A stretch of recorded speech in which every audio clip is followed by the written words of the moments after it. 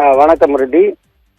கரூரில் கடந்த மாதம் 27ஆம் தேதி நடைபெற்ற தமிழக வெற்றிக் கழக பிரச்சாரத்தின் போது கூட்ட நெரிசலில் சிக்கி 41 பேர் பலியாகினர்.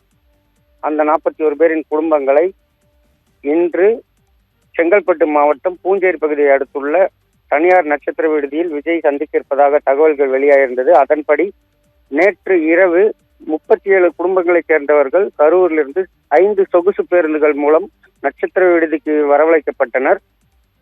பின்னர் இன்று காலை விஜய் அவர்களை தனித்தனியாக நேரில் சந்தித்து ஆறுதல் கூற இருப்பதாக தெரிவிக்கப்பட்டது. மேலும் கரூரில் உரிய மண்டபங்கள் கிடைக்காத நிலையில் தற்பொழுது மாமல்லபுரம் பகுதியில் சந்திப்பானது நடைபெற இருக்கிறது. அதே போல 37 குடும்பங்களைச் சேர்ந்த 235 பேர்களை தற்போது தமிழக வெற்றிக் கழக தலைவர் விஜய் அவர்கள் சற்று நேரத்தில் சந்திக்க இருப்பதாக கூறப்படுகிறது.